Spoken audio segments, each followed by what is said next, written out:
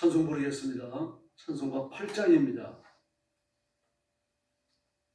찬송가 8장 같이 부르겠습니다.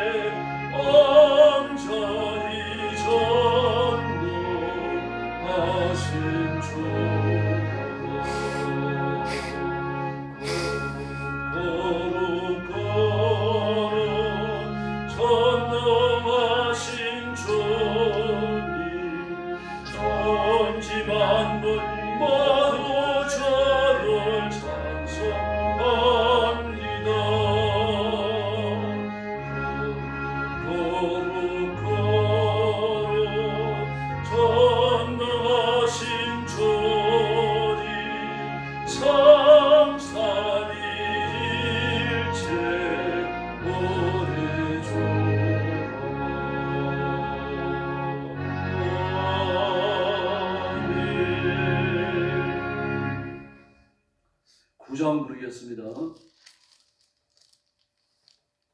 찬송가 9전입니다.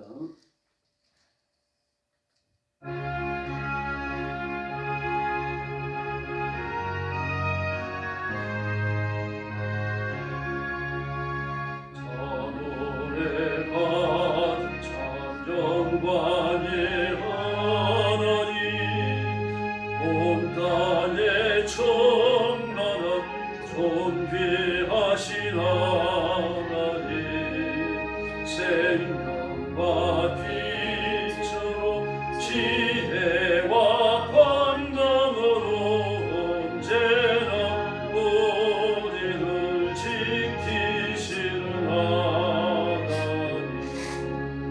성부와 성자와 성령 사기에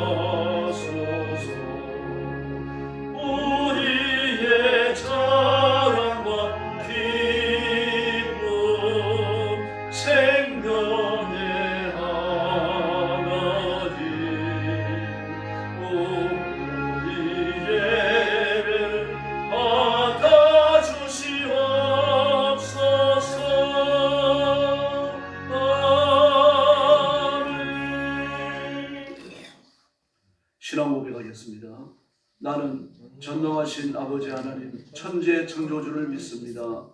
나는 그의 유일하신 아들 우리 주 예수 그리스도를 믿습니다. 그는 성령으로 잉태되어 동정녀 마리아에게서 나시고 본디오 빌라도에게 고난을 받아 십자가에 못 박혀 죽으시고 장사된 지 사흘 만에 죽은 자 가운데서 다시 살아나셨으며 하늘에 오르시어 전능하신 아버지 하나님 우편에 앉아 계시다가 거기로부터 살아있는 자와 죽은 자를 심판하러 오십니다. 나는 성령을 믿으며 거룩한 공교회와 성도의 교제와 죄를 용서받는 것과 몸의 부활과 영생을 믿습니다. 아멘. 자비로우신 아버지 감사합니다. 이 거룩한 자리로 저희들을 부르시고 엎드려 주께 경배와 찬양을 바치며 하나님께 영광 돌리게 하시니 감사합니다. 이 시간 주의 성령께서 권능으로 임하여 저와 성도들을 사로잡으시며 은혜의 깊은 곳으로 인도하시고 하나님께서 예비하신 바 큰 복과 하나님의 거룩한 임재를 체험하는 귀한 시간이 되게 하여 주옵소서.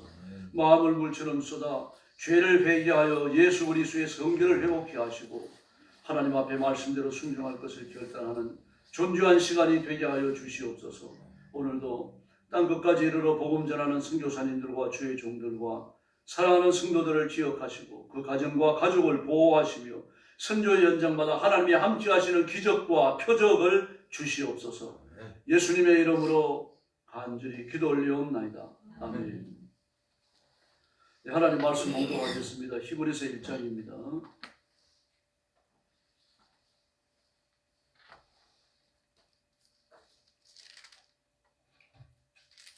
1절 말씀부터 제가 먼저 봉독합니다. 옛적에 선지자들을 통하여 여러 부분과 여러 모양으로 우리 조상들에게 말씀하신 하나님이 이 모든 날 마지막에는 아들을 통하여 우리에게 말씀하셨으니 이 아들을 만유의 상속자로 세우시고 또 그로 말미암아 모든 세계를 지으셨느니라. 이는 하나님의 영광의 광채시요 그 본체의 형상이시라. 그의 능력의 말씀으로 만물을 붙드시며 죄를 정결케 하는 일을 하시고 높은 곳에 계신 지극히 크신 이의 우편에 앉으셨느니라. 그가 천사보다 훨씬 뛰어남은 그들보다 더욱 아름다운 이름을 기업으로 얻으셨으니 하나님께서 어느 때 천사 중 누구에게 너는 내 아들이라 오늘 내가 너를 낳았다 하셨으며 또다시 나는 그에게 아버지가 되고 그는 내게 아들이 되리라 하셨느니라. 또 그가 맏아들을 이끌어 세상에 다시 들어오게 하실 때에 하나님의 모든 천사들은 그에게 경배할지어다. 말씀하시며 또 천사들에게 관하여는 그는 그의 천사들을 바람으로 그의 사역자들을 불꽃으로 삼으셨느니라 하시되 이들의 아들에 관하여는 하나님이여 주의 보좌는 영영하며 주의 나라의 규는 공평한 규이니이다. 주께서 의를 사랑하시고 불법을 미워하셨으니 그러므로 하나님 곧 주의 하나님이 즐거움을 기쁨을 주께 부어 주를 동류들보다 뛰어나게 하셨다고 하였고 또 주여 태초에 주께서 땅에 기초를 두셨으며 하늘도 주의 손으로 지으신 바라 그것들을 멸망한 것이나 오직 주는 영존할 것이요 그것들을 다 못과 같이 낡아지니 수복처럼 갈아입을 것이요 그것들은 옷과 같이 변할 것이나 주는 여전하여 연대가 다함이 없으리라 하였으나 어느 때에 천사 중 누구에게 내가 내 원수에게 내 발등상이 되게 하기까지 너는 내 우편에 앉아 있으라 하셨느냐. 마지막 절 같이 봅니다. 모든 천사들은 섬기는 영으로 구원받을 상속자들을 위하여 섬기라고 보내심이 아니냐. 아멘. 히브리서는 요한복음과 더불어서 신약에서 해석하기가 좀 난해한 그런 성경입니다. 요한계시록도 그렇습니다만 가장 의미가 깊고 난해한 것은 요한복음이라고 할 수 있습니다. 신구약 성경에서요. 그리고 히브리서가 좀 해석하기가 난해한 이유는 구약 성경을 완전히 이해했다고 전제하고 기록하기 때문입니다. 그러므로 구약 성경과 일치되며 구약 성경의 비준을 받아야 되는 그런 해석적 관점이 존재합니다. 요한계시록은 장래에 일어날 일들입니다. 그리고 그 당시에 묵시문학의 영향을 받은 그런 글이기 때문에 오늘 우리가 계시록을 해석하는데도 많은 노력을 기울여야 합니다. 오늘 히브리서 1장을 보면 히브리서 전체에 대한 서론적인 부분인데 예수님이 천사보다 우월하시다.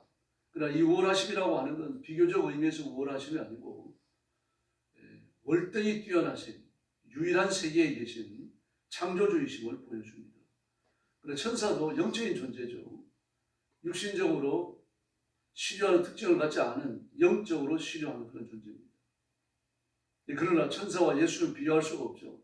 천사는 종이고 불의는 사역자입니다. 그러나 예수님은 창조주 하나님이신 줄로 믿습니다. 이 사실 두 가지를 강조하는 겁니다. 이 말씀이 기록된 이유는 예수님을 어떤 천사 중 하나와 같이 생각하는 그런 무리들이 생겼기 때문입니다. 더구나 하나님께서 사람의 몸을 입으셨다. 이것은요, 고대 그 유럽 사람들, 서양 사람들, 헬라 문화나 히브리 문화에 영향을 가진 사람들이 받아들이기는 어렵습니다. 왜냐하고 하면은 하나님이 인간의 몸을 입으시는 그 순간 인간의 제한된 속성 안으로 들어오시죠. 이건 하나님의 영원하신 속성을 상실한다라고 보기 때문입니다. 그 헬라 철학의 신비주의자들 가졌던 생각입니다. 그러므로 헬라 철학에서 그 신비적 이론 작업을 하는 그 논리를 가지고 예수님의 성육신을 이해하기 때문입니다. 그러나 세상에 어떤 이론과 논리나 철학이라도 예수님의 성육신을 이해할 수 있는 그런 존재하지 않습니다. 그만큼 창조주와 피조물의 사이는 격차가 큰 겁니다. 그걸 설명하려는 겁니다.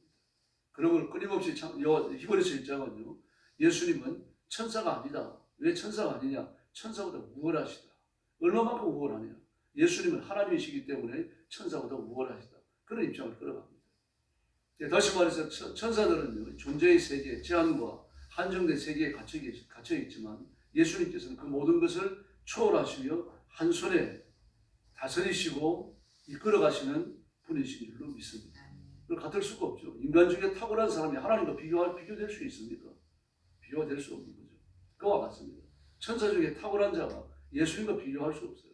그러므로 예수님을 천사들과 비교하는 것 자체가 옳지 않은 거죠. 그 예수님의 독특하신 면을 1절 이하에서 계속하여 풀어갑니다. 하나님께서 옛날에 자기 백성들에게 말씀하실 때 예언자들, 선지자들을 통하여 말씀하셨습니다. 사람을 통해 하신 거죠. 사람이라고 하는 하나님의 종, 하나님의 사람들을 세워가지고 하나님의 말씀을 전하게 하셨습니다. 그러나 이 마지막 날에는 종말이죠. 역사의 끝이라는 말입니다. 하나님의 통치의 마지막 부분에 해당되는 겁니다. 그러므로 이 종말이라고 하는 것은 우리가 생각하는 예수님이 재림하시기 직전의 종말을 말하는 게 아니고 예언자들의 말씀을 지키며 살아왔던, 율법을 지키며 살아왔던 그 시대의 종말을 말합니다. 그러므로 하나님의 구원의 새 역사가 펼쳐지는 거죠. 아들을 시켜서 우리에게 말씀하셨다라고 말합니다. 그런데 그 아들이 누굽니까? 2절 중반에 보니까 만물의 상속자, 또 2절 하반절 마지막 부분에 보니까 온 세상을 지으신 분, 그렇게 말합니다. 다시 말해서 천사들과 비교될 수 없다는 사실을 이렇게 처음부터 끌고 나오고 있다는 이야기입니다. 만물의 상속자, 온 세상을 지으신 분. 근데 그로 말미암아 그랬죠. 그로 말미암아는 수단을 말합니다. 동일한 목적이 아니죠. 무엇으로 말미암아 이 일이 이루어졌다. 누구로 말미암아 이 일이 생겼다. 그 말미암아는 수단을 나타내는 말입니다. 예수님이 창조의 직접적 수단, 본인이셨다는 얘기입니다. 예수님이 말씀하심으로 온 세상이 우리들이 눈으로 보는 이 세계가 펼쳐졌다는 것을 보여주고 계시는 거죠. 뿐만 아닙니다. 3절 이하의 말씀을 보니까 하나님을요, 영광의 광채시요, 본체의 형상이시다. 본체의 형상이라고 하는 건 본바탕의 본본이라는 뜻입니다. 본바탕, 본체, 본바탕. 다시 말해서 하나님이나 예수님이나 바탕이 똑같다는 얘기입니다. 본체가 동일하다. 본바탕이 똑같으신 겁니다. 그런데 예수님은 바로 그 하나님의 본바탕을 육신으로 볼 수 있도록, 사람의 눈으로 볼 수 있도록 드러내신 분이다. 그런 뜻입니다. 그래서 본체의 형상이시요, 삼일체 하나님의 본바탕을 본보기로 드러내신 분, 그분이 예수님이시라는 겁니다. 그렇게 하시는 이유는 바로 인간들이 하나님 앞에 더 가까이 나아가는 실제적 수단이 되게 하기 위해서입니다. 인간을 그렇게 사랑하시기 때문에요.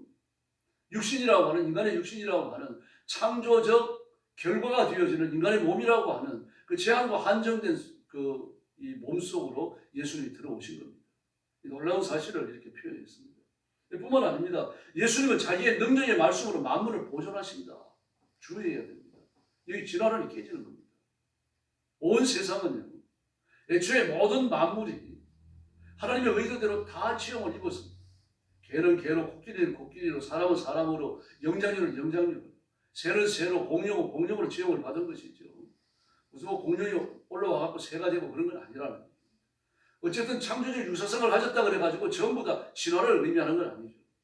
하나님은 각기 짐승을 지으신 줄로 믿습니다. 그 각기라는 말이 창세기 1장 2장에 들어있잖아요. 각기입니다. 모든 짐승들을 그 종류대로, 각기 그 종류대로, 각기 종류대로 두 가지 언어를 썼어요. 창세기에서는. 진화가 아닙니다. 또 각기 종류대로 지으신 것이 그 창조적 본성과 본본과 모양과 속성을 그대로 보존하도록 하나님께서, 예수님께서 자신의 능력의 말씀으로 보존하신다고 말씀하십니다. 진화는 아닙니다. 영장류가 변화되어져 갖고 사람이 될 수 있도록 하신 게 아니고, 영장류는 영장류고 사람은 사람으로 각기 종류대로 지어졌고, 그 종류대로 지어진 모양과 형상과 속성이 그대로 유지되도록 하나님의 능력의 말씀으로 보존하신다고 말씀하십니다. 이걸로 뛰어넘었을 겁니다. 진화는 사단의 지혜입니다. 받아들이는 순간 하나님의 창조를 부인해야 됩니다. 다시 말해서 예수 믿고 하나님의 자녀를 거듭났다면서 진화를 주장하면요, 잘못됐습니다. 이 세상의 모든 것은요, 자연과학뿐만 아닙니다. 모든 것이 진화론을 근거로 해석이 되고 있습니다. 영화 한 편이 만들어지는 것도, 노래 한 곡이 만들어지는 것도, 지금 이 시대의 사회적 현상요, 온 세상이 사회주의의 몸살을 앓고 있는 거예요. 경제적으로 말미암아 고통을 당하는 것 전부 다 진화론이 아니면 해석을 안 합니다. 이 시대의 사람들은. 모든 것을 진화론의 안경을 쓰고 보고 있는 거죠. 그럼 하나님의 말씀을 성도히 깨뜨려버리십니다. 세상의 역사는 하나님이 이끌어 가시는 결과이고요. 하나님은 구원의 장치 높은 하늘에 계시지만 인간들의 역사 속에 적극적으로 간섭하셔서 인간의 역사를 이끌어 가시는 줄로 믿습니다. 진화론의 결과가 아닙니다. 인간의 역사는 진화론을 따라 발전하고 수명하는 것이 아니고 하나님의 뜻대로 이끌어집니다. 그리고 이 세상은요, 인간 중심으로 인간의 신이 되는 이 교만하기 짝이 없는 시대가 열리고, 그 시대의 정점에 이르렀을 때, 그리고 온 인간들이 하나님을 보좌에서 끌어내리려고 할 때, 그때 예수님은 오십니다. 그리고 예수님의 십자가와 부활을, 또 재림을 반대하며 대항하는 모든 무리들을 심판하시고, 온 세상을 없는 것처럼 불타서 소멸되게 만드시고, 그리고 하나님 나라가 펼쳐지게 하실 줄로 믿습니다. 이게 뭡니까? 우리에게 말씀하셨다는 뜻입니다. 그러므로 예수님이 이 땅에 오시는 모든 역사적 준비의 과정, 역사적 실제의 과정, 예수님이 오셔서 하셨던 불체의 병자들을 고치고 악한 영들을 몰아내시면서, 그리고 마침내 십자가 위에서 죽으시고 부활하셔서 온 세상의 임금인 마귀의 머리를 깨뜨리시고 없이 하신 이후에, 그리고 승천하신 이 모든 사건들, 그리고 재림하실 때 이루어지는 모든 일들, 바로 이것이 하나님께서 아들을 시켜서 하신 말씀의 내용입니다. 그 아들이 누구입니까? 하나님의 본체의 형상, 본 바탕의 본본이십니다. 그분이 바로 하나님이십니다. 그리고 온 세상 만물을 하나님이 지으신, 예수님 자신이 지으셨잖아요. 지으신 만물이 그 만물의 속성을 각기 종류대로 유지될 수 있도록 말씀을 통하여 보존하시면서 우리의 죄는 깨끗게 하셨다라고 말합니다. 죄인이 죄의 속성을 가지고 살도록 놔두신 게 아니고 사람에게만 죄를 용서하셨다라고 말씀을 하십니다. 그리고 높은 곳에 계신 하나님의 보좌 오른쪽에 앉으셨다라고 말했어요. 바로 이 사실이 천사들보다 위대하시기 때문에 이루신 일이라고 말합니다. 어떤 천사도 예수님이 하신 일을 할 수가 없습니다. 그래서 사절을 보니까 뭐라고 하냐면, 천사보다 훨씬 더 위대하게 되셨다. 위대하다라고 하는 건 상대적 개념이 아니라 초월의 개념이에요. 천사들 중에 어떤 천사도 훨씬 더 위대하게 된 천사는 없습니다. 예수님이 유일하십니다. 천사들보다 뛰어난 이름을 물려받으셨다. 아버지께로부터 받으셨다는 얘기죠. 이건 예수님의 겸손을 보여줍니다. 뭘 말합니까? 인간의 몸을 입고 이 땅에 오신 예수님의 그 독생하신 모습, 인간의 몸을 입으신 독생자의 모습, 그 모습을 뛰어난 이름을 물려받으셨다라는 말로 표현하신 겁니다. 그 제한되고 한정된 인간의 육체를 가지심으로 온 세상을 지으신 창조주 하나님께서 육신의 고통을 그대로 겪으시잖아요. 배고프시고 못 주무시면 피곤하시고 얼마나 피곤하셨든지 고물을 베고 잠드시고 풍랑이 일어나 배가 흔들리는데 그래도 못 계셨어요. 창고라는 죄를 바라보시면서 눈물을 흘리며 기도하시고요. 습관을 따라 감람산에 오시고 아침 이런 시간 일어나서 한적한 곳에 가서 기도하시고 그 히브리서에 나오는 대로 통곡과 눈물로 하나님 앞에 기도하여 능력을 받으시고 그리고 메시아의 길을 걸어가셨다고 말씀하셨습니다. 이게 뭡니까? 천사들보다 뛰어난 이름을 물려받으셨다라고 하는 그 의미입니다. 그리고 5절 이하에서 아들이신 예수님은 천사들보다 뛰어나면서 계속 이야기합니다. 천사들 가운데 너는 내 아들이다. 내가 너를 낳았다. 이렇게 말씀하시는 사람이 있느냐? 천사가 있느냐 말입니다. 모든 천사는 하나님의 손끝에서 예수님의 손끝에서 창조된 창조물인 줄로 믿습니다. 그런데 예수님은 창조물이 아닙니다. 창조주이십니다. 이 사실을 비교하는 거죠. 그래서 나는 그의 아버지가 되고 그는 내 아들이다. 이 말씀이 가능한 겁니다. 그럼 언제 나오셨어요? 그 성경에 나오지 않습니다. 웨스트민스터 신앙고백서는 아들은 아버지께서 영원히 낳으셨고 라고 말합니다. 예수님은 시작이 시점이 없습니다. 끝도 없으십니다. 그게 영원이에요. 우리는 시작점이 있죠. 어머니 모태에서 나오는 날이 있습니다. 그리고 예수님은 이 땅 위에서 인간으로 나신 날은 있지만 성자 하나님으로 삶을 시작하신 날은 없어요. 영원 전부터 계시는 겁니다. 그래서 아들은 아버지로부터 영원히 나오시며 이런 표현을 쓰는 겁니다. 오늘 여기서 내가 너를 낳았다. 그 말씀이 영원히 너를 낳았다. 그 뜻입니다. 그리고 맏아들 예수님을 세상에 보내실 때에 천사들 모두 그에게 경배합니다. 천사들이 가브리에게 경배합니까? 마귀에게 경배합니까? 누구에도 경배하지 않습니다. 그러나 예수님께는 경배했습니다. 언제요? 인간의 몸을 입고 이 땅에 오실 때 모든 천사가 경배했다고 말합니다. 그 위대한 사건. 구원의 실체가 되시며 구원을 완성하실 분으로 오셨기 때문입니다. 예, 그래서 경배하여라 명령하시는 거죠. 하나님께서요. 그리고 천사들은 경배했습니다. 그리고 천사들에 대해서는 뭐라고 말씀하십니까? 천사는 존입니다. 어떻게 존입니까? 그 7절 말씀에 보니까 바람으로 삼으시고 시즌꾼으로 삼으시고 불꽃으로 삼으신다. 존이라는 건 하인입니다. 예수님이 하인입니까? 아니죠. 하나님과 동등된 분이십니다. 그래서 8절에서 이 천사들, 존인 천사들과 다르다고 하는 걸 8절에 설명하잖아요. 하나님의 보좌는 무궁하시며 공정한 막대기는 그 주님의 통치의 막대기입니다. 이 말이 나왔어요. 막대기는 홀을 말하죠. 홀요. 규라고 되어 있습니다. 이 규라고 번역을 했는데 이 규자가 소규자입니다. 한문으로요. 구슬옥자 옆에 쌍투규자가 붙어 있는 건데요. 우리말 번역이 정말 잘 된 겁니다. 그냥 막대기라고 되어 있어요. 막대기. 규라고 나와 있는데 영어 성경은 그냥 막대기예요. 그런데 이 규는 뭐고 하면요. 이 왕자가 여럿 있잖아요. 여럿 있는 왕자 중에서 하나를 택해서 왕위를 물려줍니다. 그 세자지요. 세자에게 세자라는 표시로 주는 게 그게 뭡니까? 옥으로 된 한 50cm 정도 되어지는 막대기입니다. 한 규빗 정도 되어지는 지지복 막대기예요. 그게 규입니다. 서규자를 써가지고 그걸 규라고 불렀어요. 그걸 말합니다. 다시 말해서 예수님은 하나님을 대신하는 분, 하나님의 상속자, 온 천국의 주인이 되신다는 그런 뜻입니다. 바로 그걸 가지셨는데 천사 중에 이걸 가진 천사가 있느냐 이겁니다. 이 지속적으로 예수님의 위대하심을 이야기하죠. 구절에도 마찬가지입니다. 그 주님께서 통치의 막대기, 총치의 홀, 그 서옥규를 가지신 예수님은요, 정의를 사랑하시며 불법을 미워하십니다. 그래서 하나님께서 주님에게 즐거움의 기름을 부으셨다. 성령의 기름 부으심이죠. 이 사실을 사도행전에서 뭐라 그럽니까? 성령을 기름 붓듯 하셨음에라고 말합니다. 그럼 왜 즐거움의 기름입니까? 예수님이 이 땅에 오신 것 자체가 하나님께나 인간들에게나 온 천사들에게 전부 다 즐거움, 기쁨, 만족함이 되기 때문입니다. 실제로 예수님은 오셔서 우리의 모든 죄를 사하시면서 하나님과 사람을 화목시키시죠. 그게 즐거움입니다. 그 일을 하실 것을 보여주는 이름이 바로 즐거움의 기름입니다. 네, 그래서 예수님께서는 주님의 동료들, 천사들을 말하죠. 천사들을 높이 올리십니다. 초월하셨다는 얘기입니다. 히브리서 읽을 때 주의하셔야 되는 이 비교적 개념은요, 인간적 입장에서 비교적 개념이 아니고 하나님의 초월의 성격을 보여주는 이름으로 이런 이름들을 씁니다. 높이셨다, 이렇게 나오죠. 훨씬 더 위대하게 하셨다, 이런 말이요. 또 존엄하시다, 이런 말이요. 예, 그 하나님의 초월의 속성을 보여주는 말씀입니다. 뿐만 아닙니다. 주님이 지으신 온 세계, 그 세계가 11절에 오니까 없어질지라도 그 세계를 지으신 예수님, 주인이 되시는 예수님은 영원하신 줄로 믿습니다. 그러므로 우리가 의지하고 따라갈 분은 예수님밖에 없습니다. 천사는 존이죠. 존인과 동시에 14절 말씀에 보니까 천사의 두 번째 사명이 나오죠. 구원의 상속자, 구원받을 후손. 지금 저와 여러분을 섬기라고 보내신 자들이 바로 천사들인 줄로 믿습니다. 천국에서 우리를 섬기는 게 아니라 지금 우리를 섬긴다고요. 이 유대인들은요, 이걸 철저히 잘 알고 있습니다.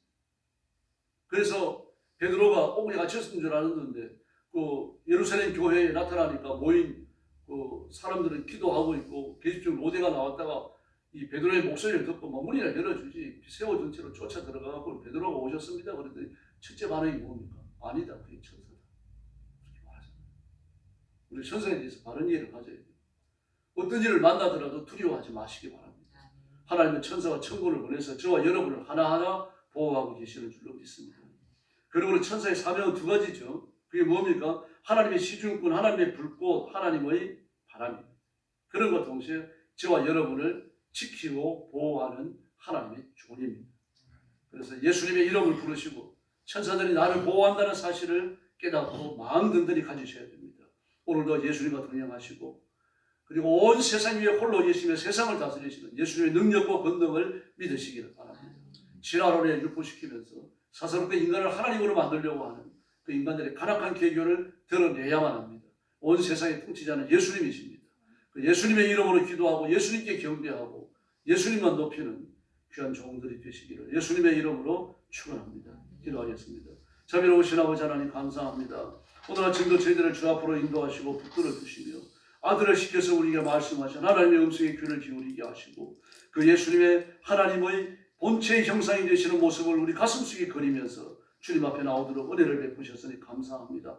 오늘 새벽도 예수님이 계셔서 하나님께 예배하며 예수님의 이름으로 기도하며 예수님의 이름으로 우리 자신들을 예물로 드리며 찬양과 경배를 바칩니다. 저와 성도들을 받으시고 두 손 높이 드시고 복을 내려 주시옵소서. 자비하신 하나님 아버지, 성령 충만함을 주시고 믿음의 부유함을 주시고 육신의 쇠약함까지 상쇄시켜 주시옵소서. 우리가 예수 믿어 거룩해진 영혼을 가진 것처럼 우리의 몸까지 하나님이 주시는 새 힘으로 하나님 앞에 바쳐 일하도록 강건함을 유지시켜 주시옵소서. 지금으로 고생하는 성도들을 이 시간도 주의 선원자 안수하여 치료하여 주옵시고 남은 육체의 띠를 하나님 앞에 힘을 다하여 왕성하게 봉사하도록 우리를 사용해 주시옵소서. 물질의 복을 주시옵소서. 가난과 핍절을 꺾어주시고 마귀의 조롱거리가 되지 않게 하시며 물질의 자유함을 얻어서 온 힘을 다하여 하나님 앞에 충성하는 삶의 근거, 충성의 근거들을 갖게 하여 주시옵소서. 오늘 새벽도 기도하러 왔사오니 기도의 새 능력을 주시기 원하오며 예수님의 이름으로 간절히 기도 올리옵나이다. 아멘. 주님 가르친 기도 드리겠습니다. 하늘에 계신 우리 아버지, 아버지의 이름을 거룩하게 하시며 아버지의 이 나라가 오게 하시며 아버지의 뜻이 하늘에서와 같이 땅에서도 이루어지게 하소서. 오늘 우리에게 일용할 양식을 주시고 우리가 우리에게 잘못한 사람을 용서하여 준 것 같이 우리 죄를 용서하여 주시고 우리를 시험에 빠지지 않게 하시고 다만 악에서 구하소서. 나라와 권능과 영광이 영원히 아버지의 것입니다. 아멘. 합심 기도하겠습니다. 자비하신 아버지 하나님 감사합니다. 오늘 주 앞으로 주님을 보내주시고 하나님 앞에 엎드려 경배케 하시니 감사합니다. 하시는 주의 성령